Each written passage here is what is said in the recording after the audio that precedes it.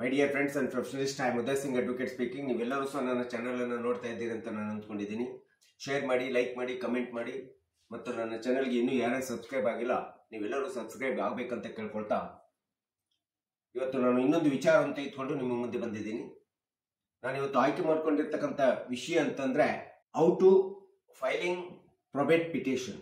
ಈ ಪ್ರೊಬೇಟ್ ಎಂಬತಕ್ಕಂಥ ಅರ್ಜಿಯನ್ನ, ಪಿಟಿಷನ್ ಅನ್ನ ಹೇಗೆ ಫೈಲ್ ಮಾಡಬೇಕಾಗುತ್ತೆ, ಹೇಗೆ ದಾವೆಯನ್ನು ಹೂಡಬೇಕಾಗುತ್ತೆ ಎಂಬುದರ ಬಗ್ಗೆ ಈ ವಿಡಿಯೋ ಮೂಲಕ ಒಂದಿಷ್ಟು ತಿಳಿಸಲಿಕ್ಕೆ ಪ್ರಯತ್ನ ಮಾಡ್ತಾ ಇದ್ದೆ.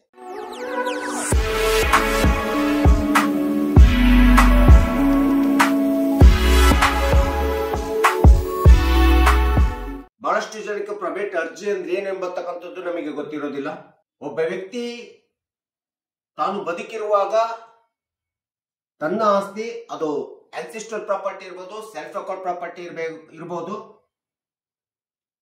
ತಾನು ಬದುಕಿರುವಾಗ ತನ್ನ ಆಸ್ತಿಯನ್ನ ತಾನು ಸತ್ತ ನಂತರ, ತೀರಿಕೊಂಡ ನಂತರ ಯಾರ್ಯಾರಿಗೆ ಹೋಗ್ಬೇಕು, ಆ ಹಕ್ಕನ್ನ, ವ್ಯವಹಾರವನ್ನ ಯಾರು ನಿಭಾಯಿಸಬೇಕು, ಅಥವಾ ನನ್ನ ಆಸ್ತಿ ಯಾರಿಗೆ ಹಂಚಿಕೆ ಆಗ್ಬೇಕು,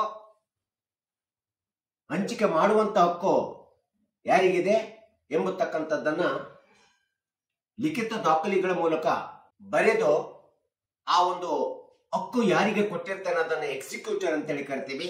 ಅಂತ ಒಂದು ಎಕ್ಸಿಕ್ಯೂಟರ್ ಏನಿರ್ತಾನಲ್ಲ, ಆ ಒಂದು ಎಕ್ಸಿಕ್ಯೂಟಿಂಗ್ ಅಥಾರಿಟಿಯನ್ನ ಕೊಟ್ಟಿರ್ತಕ್ಕಂಥದ್ದನ್ನ ಲಿಖಿತ ದಾಖಲೆಗಳ ಮೂಲಕ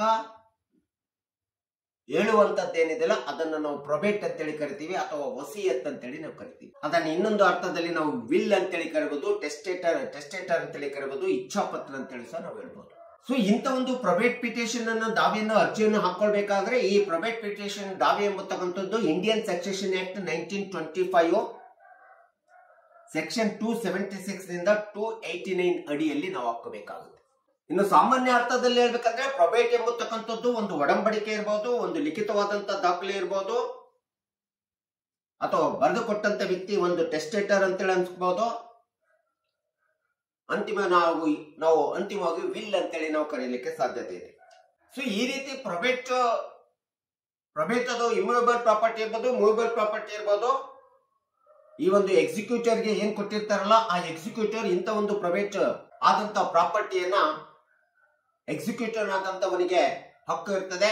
ಅವನು ವಿತರಣೆ, ವ್ಯವಹಾರ, ಹಂಚಿಕೆ ಏನ್ ಬೇಕಾದ್ರೂ ಸಹ ಮಾಡುವಂತದ್ದು ಅವನ ಹಕ್ಕಾಗಿರ್ತದೆ. ಸೊ ಈ ರೀತಿ ಪ್ರೊಬೇಟ್ ಮೂಲಕ ಆದಂತ ವರ್ಗಾವಣೆ ಆದಂತ ಆಸ್ತಿ, ಒಂದು ವೇಳೆ ಎಕ್ಸಿಕ್ಯೂಟರ್ ಕೂಡ ಇರೋದಿಲ್ಲ, ಎಕ್ಸಿಕ್ಯೂಟರ್ ಸಹ ಸತ್ತೋಗ್ಬಿಟ್ಟಿರ್ತಾನೆ, ಅಂತ ಸಂದರ್ಭದಲ್ಲಿ ಆ ಒಂದು ಆಸ್ತಿ ಯಾರಿಗೆ ಹೋಗ್ಬೇಕು, ಹೇಗೆ ಹಂಚಿಕೆ ಆಗ್ಬೇಕಂತೇಳಿ ಪ್ರಶ್ನೆ ಬಂದಾಗ ಆ ಒಂದು ಪ್ರೊಬೇಟಿನ ಅಸೆಟ್ಗೆ ಯಾರು ಲೀಗಲ್ ಏಡ್ಸ್ ಇರ್ತಾರೆ, ಲೀಗಲ್ ಲೆಗೇಟಿ ಅಂತೇಳಿ ಇರ್ತಾರೆ, ಅಥವಾ ಬೆನಿಫಿಷಿಯರೀಸ್ ಅಂತ ಇರ್ತಾರೆ, ಅಂತ ಒಂದು ಲೀಗಲ್ ಏಡ್ಸ್ ಮತ್ತು ಬೆನಿಫಿಷಿಯರೀಸ್ ಆ ಒಂದು ಹಕ್ಕನ್ನು ಪಡ್ಕೊಳ್ತಾರೆ. ಆ ಆಸ್ತಿಯನ್ನು ಹಂಚಿಕೆ ಮಾಡಿಕೊಳ್ಳುವಂತ ಹಕ್ಕು ಅವರಿಗೆ ಇರ್ತದೆ, ಲೀಗಲ್ ಏಡ್ಸ್ ಗಳಿಗೆ ಇರ್ತದೆ, ವಾರಸುದಾರರಿಗೆ ಇರ್ತದೆ, ಕಾನೂನುಬದ್ಧ ವಾರಸುದಾರರಿಗೆ ಇರ್ತದೆ, ಅಥವಾ ಅದು ಯಾರು ಬೆನಿಫಿಷಿಯರಿ ಆಗಿರ್ತಾರೆ ಅವರಿಗೆ ಅದು ಇರ್ತದೆ. ಒಂದು ವೇಳೆ ಇಂಥ ಒಂದು ಪ್ರೊಬೇಟ್ ಅನ್ನು ಎಕ್ಸಿಕ್ಯೂಟ್ ಮಾಡ್ಲಿಕ್ಕೆ ಯಾವುದೇ ಒಂದು ಲೀಗಲ್ ಏಡ್ಸ್ ಇಲ್ಲ, ಎಕ್ಸಿಕ್ಯೂಟರ್ ಇಲ್ಲ, ಲೀಗಲ್ ಏಡ್ಸ್ ಇಲ್ಲ ಅಂತೇಳಿ ಕಂಡು ಬಂದಂತ ಸಂದರ್ಭದಲ್ಲಿ ಅಂತ ಒಂದು ಬಿಲ್ ಅನ್ನ ಅಥವಾ ಪ್ರೊಬೇಟ್ ಅನ್ನು ಎಕ್ಸಿಕ್ಯೂಟ್ ಮಾಡ್ಲಿಕ್ಕೋಸ್ಕರ ಮಾನ್ಯ ನ್ಯಾಯಾಲಯ ಅಡ್ಮಿನಿಸ್ಟ್ರೇಟರ್ ಅನ್ನ ಅಪಾಯಿಂಟ್ಮೆಂಟ್ ಮಾಡ್ತದೆ. ಆ ಒಂದು ಅಡ್ಮಿನಿಸ್ಟ್ರೇಟರ್ ಅಪಾಯಿಂಟ್ಮೆಂಟ್ ಮಾಡುವುದರ ಮೂಲಕ ಈ ಪ್ರೊಬೇಟ್ ಅನ್ನು ಎಕ್ಸಿಕ್ಯೂಟ್ ಮಾಡುವಂತ ಅಧಿಕಾರ ಮಾನ್ಯ ನ್ಯಾಯಾಲಯಕ್ಕೆ ಇರ್ತಕ್ಕಂಥದ್ದು ನಾವು ನೋಡ್ತಾ ಇದ್ದೀವಿ. ಸೊ ಈ ರೀತಿಯಾದಂತ ಪ್ರೊಬೇಟ್ ಪಿಟಿಷನ್ ಅನ್ನು ಫೈಲ್ ಮಾಡುವಂತ ಸಂದರ್ಭದಲ್ಲಿ ಅದು 2 ಪೆಕ್ಯುನಿಯರಿ ಜ್ಯೂರಿಸ್ಡಿಕ್ಷನ್ಸ್ ಬರ್ತದೆ. ಆ 2 ಪೆಕ್ಯುನಿಯರಿ ಜ್ಯೂರಿಸ್ಡಿಕ್ಷನ್ಸ್ ನಲ್ಲಿ ಒಂದು ಡಿಸ್ಟ್ರಿಕ್ಟ್ ಜಡ್ಜ್ ಮುಂದೆ ಫೈಲ್ ಮಾಡಬೇಕಾಗುತ್ತೆ. ಅದು ಪ್ರಿನ್ಸಿಪಲ್ ಡಿಸ್ಟ್ರಿಕ್ಟ್ ಜಡ್ಜ್ ಇರ್ತಾರೆ, ಆ ಪ್ರಿನ್ಸಿಪಲ್ ಡಿಸ್ಟ್ರಿಕ್ಟ್ ಜಡ್ಜ್ ಮುಂದೆ ಫೈಲ್ ಮಾಡಬೇಕಾಗುತ್ತೆ. ಇನ್ನು ಪ್ರೊಬೇಟ್ ನ ಅಸೆಟ್ ವ್ಯಾಲ್ಯೂ ತುಂಬಾ ಹೆಚ್ಚಾಗಿತ್ತು ಅಂತಂದ್ರೆ ಆ ಜ್ಯೂರಿಸ್ಡಿಕ್ಷನ್ ನೇರವಾಗಿ ಹೈಕೋರ್ಟ್ ನಲ್ಲಿ ಫೈಲ್ ಮಾಡಬೇಕಾಗುತ್ತೆ. ಸಂಬಂಧಪಟ್ಟಂತ ಜಿಲ್ಲಾ ನ್ಯಾಯಾಲಯದ ವ್ಯಾಪ್ತಿ ಒಳಗಡೆ ಆಸ್ತಿ ಬಂದಿರಬಹುದು, ಪ್ರೊಬೇಟ್ ಆದಂತ ಅಸೆಟ್ ಬರ್ತಿರ್ಬೋದು, ಅಥವಾ ಯಾರು ಪ್ರೊಬೇಟ್ ಅನ್ನ ಬರೆದಿರ್ತಾರೆ, ಇಚ್ಛಾಪತ್ರವನ್ನು ಬರೆದಿರ್ತಾರೆ, ಆ ಬರೆದಿರುವಂತ ವ್ಯಕ್ತಿಯ ವಾಸಸ್ಥಳದಲ್ಲಿ ಫೈಲ್ ಮಾಡಬಹುದು, ಅಥವಾ ಆ ವ್ಯಕ್ತಿ ತೀರಿಕೊಂಡಂತ ಸ್ಥಳದಲ್ಲೂ ಸಹ ಫೈಲ್ ಮಾಡಬಹುದು. ಈ ರೀತಿ ಪ್ರೊಬೇಟ್ ಪಿಟಿಷನ್ ಅನ್ನು ಫೈಲ್ ಮಾಡಬೇಕಾದ್ರೆ ಸಂಬಂಧಪಟ್ಟಂತ ಜಿಲ್ಲಾ ಪ್ರಿನ್ಸಿಪಲ್ ನ್ಯಾಯಾಧೀಶರ ಮುಂದೆ ಫೈಲ್ ಮಾಡಬೇಕಾಗುತ್ತೆ, ಡಿಸ್ಟ್ರಿಕ್ಟ್ ಕೋರ್ಟ್ ನಲ್ಲಿ ಫೈಲ್ ಮಾಡಬೇಕು.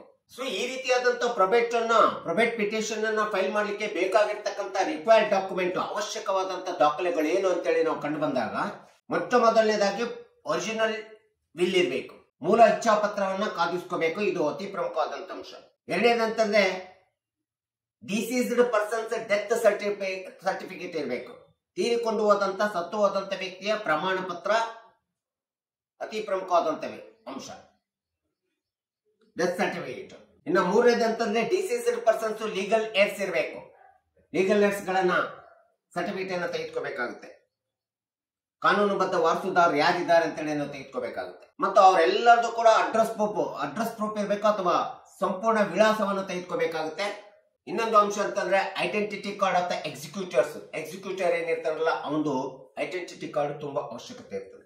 ಇನ್ನು ಪ್ರೊಬೇಟ್ ವ್ಯಾಲ್ಯೂ ಏನಿದೆ, ಅಸೆಟ್ ವ್ಯಾಲ್ಯೂ ಏನಿದೆ, ಆ valuation of the deceased assets, ತೀರಿಕೊಂಡು ಹೋದಂತ ವ್ಯಕ್ತಿ ಎಷ್ಟು ಆಸ್ತಿಯನ್ನು ಕೊಟ್ಟೋಗಿ, ಎಷ್ಟು ಆಸ್ತಿಯನ್ನು ಬಿಟ್ಟೋಗಿದ್ದಾನೆ, ಮೌಲ್ಯವನ್ನು ಬಿಟ್ಟೋಗಿದ್ದಾನೆ, ಆಸ್ತಿಯ ಮೌಲ್ಯ ತುಂಬಾ ಅವಶ್ಯಕವಾಗಿರ್ತದೆ. ಪ್ರೊಬೇಟ್ನ ಅಥವಾ ವಿಲ್ಲಿನ ಸರ್ಟಿಫೈಡ್ ಕಾಪಿ, ವ್ಯಾಲ್ಯೂಯೇಷನ್ ಸರ್ಟಿಫೈಡ್ ಕಾಪಿಯನ್ನು ಸಹ ತೆಗೆದುಕೋಬೇಕು. ಸೊ ಈ ರೀತಿಯಾದಂತ ಎಲ್ಲ ದಾಖಲೆಗಳನ್ನು ತೆಗೆದುಕೊಳ್ಳುವುದರ ಜೊತೆಗೆ ಒಂದು probate petition probate petition ready ಆಗಬೇಕು. ಆ ಡ್ರಾಫ್ಟೆಡ್ ಪ್ರೊಬೇಟ್ ಪಿಟಿಷನ್ ಗೆ ಪಿಟಿಷನರ್ ಸಿಗ್ನೇಚರ್ ತುಂಬಾ ಅವಶ್ಯಕತೆ ಇರ್ತದೆ. ಅಲಾಂಗ್ ವಿತ್ ದ ಅಫಿಡೇವಿಟ್ ಇರಬೇಕು. 2 ವಿಟ್ನೆಸಸ್ ತುಂಬಾ ಅವಶ್ಯಕತೆ ಇದೆ. ಮತ್ತು ಸಂಬಂಧಪಟ್ಟಂತ ನ್ಯಾಯಾಲಯದ ವ್ಯಾಪ್ತಿ ಒಳಗಡೆ ಏನು valuation of the court fee ಬರ್ತದೆ, ಆ ವ್ಯಾಲ್ಯೂಯೇಷನ್ ಆಫ್ ಕೋರ್ಟ್ ಫೀ ಅನ್ನು ಕಟ್ಟಬೇಕಾಗುತ್ತೆ. ಅಸೆಟ್ ವ್ಯಾಲ್ಯೂಯೇಷನ್ ಕೋರ್ಟ್ ಫೀ ಅನ್ನು ಕಟ್ಟಬೇಕಾಗುತ್ತೆ. ಇದೆಲ್ಲ ಮುಗಿದ ನಂತರ ಆ ಒಂದು ನ್ಯಾಯಾಲಯದಲ್ಲಿ ಪಿಟಿಷನ್ ದಾವೆ ಫೈಲ್ ಆದ ನಂತರ ಏನಿದೆ, 2 news papers, nationalised news papers ಅಂತ ಹೇಳ್ತೀವಿ, ರಾಷ್ಟ್ರೀಕೃತವಾದಂತ ಈ ಒಂದು ದಿನಪತ್ರಿಕೆಗಳೇನಿರ್ತದೆ, ಆ ರಾಷ್ಟ್ರೀಕೃತವಾದಂತ ದಿನಪತ್ರಿಕೆಗಳಲ್ಲಿ ಸೈಟೇಷನ್ ಅನ್ನು ಕೊಡಬೇಕಾಗುತ್ತೆ, ಪ್ರಕಟಣೆಯನ್ನು ಕೊಡಬೇಕಾಗುತ್ತೆ. ಈ ರೀತಿ ಪ್ರೊಬೇಟ್ ಅನ್ನು ನಾವು ನ್ಯಾಯಾಲಯದಲ್ಲಿ ಎಕ್ಸಿಕ್ಯೂಟ್ ಮಾಡ್ತಾ ಇದ್ದೇವೆ, ಎಕ್ಸಿಕ್ಯೂಟ್ ಅನ್ನು ನಾವು ನ್ಯಾಯಾಲಯದ ಡಿಗ್ರಿ ಮಾಡಿಸ್ಕೊಳ್ತಿದ್ದೀವಿ ಎಂಬತಕ್ಕಂಥದ್ದನ್ನ ಪ್ರಕಟಣೆ ಮಾಡಬೇಕಾಗುತ್ತೆ. ಇದರ ಜೊತೆಗೆ ಆ ಪ್ರೊಬೇಟಿಗೆ ಸಂಬಂಧಪಟ್ಟಂತ ಪಿಟಿಷನ್ ನಲ್ಲಿ ಬರ್ತಕ್ಕಂಥ ಎಲ್ಲ ಲೀಗಲ್ ಏಡ್ಸ್ ಏನಿರ್ತಾರ ಆ ಎಲ್ಲ ಲೀಗಲ್ ಏಡ್ಸ್ ಗಳಿಗೆ ನೋಟಿಸ್ ಅನ್ನ ಕಳಿಸಬೇಕಾಗುತ್ತೆ. ಸೊ ನಂತರ ಎವಿಡೆನ್ಸ್ ಸ್ಟೇಜ್ ಬಂದಂತ ಸಂದರ್ಭದಲ್ಲಿ ಇಂಡಿಯನ್ ಎವಿಡೆನ್ಸ್ ಆಕ್ಟ್ ಸೆಕ್ಷನ್ 63 ಮತ್ತು 68 ಪ್ರಕಾರ ಇಬ್ಬರು ವಿಟ್ನೆಸಸ್ ಅನ್ನ ನಾವು ಸಾಕ್ಷಿಗಳನ್ನ ಹೇಳಿಸಬೇಕಾಗುತ್ತೆ. ಈ ಒಂದು ಪ್ರೊಬೇಟ್ ಸತ್ಯ ಇದೆ, ನಿಜವಿದೆ ಅಂತ ಹೇಳ್ಬಿಟ್ಟು ನಾವು ನ್ಯಾಯಾಲಯದಲ್ಲಿ ಸಾಕ್ಷಿಯನ್ನು ಹೇಳಿಸಬೇಕಾಗುತ್ತೆ. ಇಟ್ ಇಸ್ ಎನ್ ಮ್ಯಾಂಡೇಟರಿ ಅಂತೇಳಿ ನಾವು ಹೇಳ್ತೀವಿ. ಇಬ್ಬರು ಸಾಕ್ಷಿಗಳನ್ನು ಮಾಡಿಸತಕ್ಕಂಥದ್ದು ತುಂಬಾ ಕಡ್ಡಾಯವಾಗಿರ್ತಕ್ಕಂಥದ್ದು. ಸೊ ಇದೆಲ್ಲ ಪ್ರಕ್ರಿಯೆ ನಡೆದ ನಂತರ ಮಾನ್ಯ ನ್ಯಾಯಾಲಯಕ್ಕೆ ಈ ಒಂದು ಪ್ರೊಬೇಟ್ ಸತ್ಯ ಇದೆ, ನಿಜ ಇದೆ ಅಂತೇಳಿ ಕಂಡು ಬಂದಂತ ಸಂದರ್ಭದಲ್ಲಿ ಪ್ರೊಬೇಟ್ ಪಿಟಿಷನ್ ಅನ್ನ ಕೋರ್ಟು ತನ್ನ ಸಹಿ ಮತ್ತು ಅಂಕಿತ ಮತ್ತು ಸಹಿ ಸೀಲನ್ನು ಹಾಕುವುದರ ಮೂಲಕ ಆರ್ಡರ್ ಅನ್ನು ಮಾಡತಕ್ಕಂಥದ್ದು ನಾವು ಕಾಣ್ತಾ ಇದ್ದೇವೆ. ಹೀಗೆ ಪ್ರೊಬೇಟ್ ಆರ್ಡರ್ ನ್ಯಾಯಾಲಯದ ಮೂಲಕ ಆದ ನಂತರ ಅದಕ್ಕೆ ನ್ಯಾಯಾಧೀಶರ ಒಂದು ಅಂಕಿತ ಹುದ್ದೆ ಸಹಿ ಬಿದ್ದ ನಂತರ ಆ ಒಂದು ಆರ್ಡರ್ ಅನ್ನು ತೆಗೆದುಕೊಂಡು ಅದಕ್ಕೆ ಆ ಒಂದು ಪ್ರೊಬೇಟಿಗೆ ಸಂಬಂಧಪಟ್ಟಂತ ಲೀಗಲ್ ಏಡ್ಸ್ ಗಳೇನಿರ್ತಾರೆ, ವಾರಸುದಾರರು ಏನಿರ್ತಾರೆ, ಅಥವಾ ಆ ಪ್ರೊಬೇಟ್ನ ಎಕ್ಸಿಕ್ಯೂಟರ್ ಏನಿರ್ತಾನಲ್ಲ ಅವನು ತಾನು ಹಕ್ಕನ್ನು ಪಡ್ಕೊಂಡು ತಾನು ಅನುಭವಿಸಬಹುದು, ಅಥವಾ ಲೀಗಲ್ ಏಡ್ಸ್ ಗಳಿಗಿದ್ರೆ ಲೀಗಲ್ ಏಡ್ಸ್ ಗಳಲ್ಲಿ ಹಂಚಿಕೆ ವಿತರಣೆ ಮಾಡತಕ್ಕಂತ ಒಂದು ಆದೇಶವನ್ನ ಆಜ್ಞೆಯನ್ನ ಮಾನ್ಯ ನ್ಯಾಯಾಲಯ ಮಾಡಿರ್ತದೆ. ನಂತರದಲ್ಲಿ ಒಂದು ವೇಳೆ ಏನಾದರೂ ಅದನ್ನ ರಿಜಿಸ್ಟ್ರೇಷನ್ ಮಾಡಿಸ್ಕೊಳ್ಳುವಂತ ಅವಶ್ಯಕತೆ ಇದೆ ಅಂತ ಸಂಬಂಧಪಟ್ಟಂತ ವಾರಸುದಾರರು ಅದನ್ನ ಮ್ಯೂಟೇಷನ್ ಎಂಟ್ರಿ ಕೂಡ ಮಾಡಿಸ್ಕೋಬಹುದು ತಮ್ಮ ಹೆಸರಿಗೆ. ಅಷ್ಟೇ ಅಲ್ಲದೆ ಬ್ಯಾಂಕ್ ನಲ್ಲಿ ಬೇಕಾಗಿರ್ತಕ್ಕಂಥ ಫೈನಾನ್ಷಿಯಲ್ ಇನ್ಸ್ಟಿಟ್ಯೂಷನ್ಸ್ ನಲ್ಲಿ ಬೇಕಾದಂತ ಸಾಲವನ್ನು ಸಹ ಪಡ್ಕೊಳ್ಳಿಕ್ಕೆ ತುಂಬಾ ಅನುಕೂಲ ಆಗ್ತದೆ. ನಿಮ್ಮ ಹೆಸರುಗಳಿಗೆ ಮಾಡ್ಕೊಳ್ಳಿಕ್ಕೆ ಅನುಕೂಲ ಆಗ್ತದೆ ಮತ್ತು ಹಂಚಿಕೆಯನ್ನು ಸಹ ಮಾಡ್ಕೊಳ್ಳಿಕ್ಕೆ ಅನುಕೂಲ ಆಗ್ತದೆ. ಈ ಒಂದು ಡಿಗ್ರಿಯನ್ನು ಮಾಡಿಸ್ಕೊಂಡಂತ ಸಂದರ್ಭ ಪ್ರೊಬೇಟ್ ಪಿಟಿಷನ್ ದಾವೆಯನ್ನು ಊಡ್ಬಿಟ್ಟು ಪ್ರೊಬೇಟ್ ಆರ್ಡರ್ ಆದಂತ ಸಂದರ್ಭದಲ್ಲಿ. ಸೊ ಇಂಥ ಒಂದು ಪ್ರೊಬೇಟ್ ಪಿಟಿಷನ್ ದಾವೆಯನ್ನ ನ್ಯಾಯಾಲಯದಲ್ಲಿ ಹಾಕಿದಂತ ಒಂದು ಪರಿಸ್ಥಿತಿ ಒಳಗಡೆ ಎಷ್ಟು ಕಾಲಮಿತಿ ಒಳಗಡೆ ಈ ಒಂದು ಪ್ರೊಬೇಟ್ ದಾವೆ ಮುಕ್ತಾಯಗೊಳಿಸಬಹುದು ಅಂತಂದ್ರೆ ಮಾನ್ಯ ನ್ಯಾಯಾಲಯ ಅದಕ್ಕೆ ತುಂಬಾ ಮಿನಿಮಮ್ ಕಾಲಾವಧಿ ಅಂತಂದ್ರೆ 6 ತಿಂಗಳಿಂದ 12 ತಿಂಗಳು. If it is uncontested probate petition. ಒಂದು ವೇಳೆ ಯಾರಾದ್ರೂ ಆ ಪ್ರೊಬೇಟ್ ಪಿಟಿಷನ್ ಅನ್ನ ದಾವೆಯನ್ನ ಚಾಲೆಂಜ್ ಮಾಡಿದ್ರು ಅಂತಂದ್ರೆ ನ್ಯಾಯಾಲಯದೊಳಗಡೆ ಪ್ರತಿವಾದಿಗಳು ಬಂದ್ರು ಅಥವಾ ಚಾಲೆಂಜ್ ಮಾಡಿದ್ರು ಅಂತ ಸಂದರ್ಭದಲ್ಲಿ as it is A civil trial ಹೆಂಗೆ ನಡೀತದೆ, ಸಿವಿಲ್ ಕೇಸಿನ ಟ್ರಯಲ್ ಹೆಂಗೆ ನಡೀತದೋ ಹಾಗೆ ಇಯರ್ಸ್ ಟುಗೆದರ್ ಸಿವಿಲ್ ಕೇಸಿನ ತರ ಇದು ಸಹ ದಾವೆ ನಡೆಯತಕ್ಕಂಥದ್ದನ್ನ ನಾವು ನೋಡ್ತೀವಿ. ಆಗ ಕಾಲಮಿತಿಯನ್ನ ನಾವು ಹೇಳಲಿಕ್ಕೆ ಸಾಧ್ಯ ಇಲ್ಲ.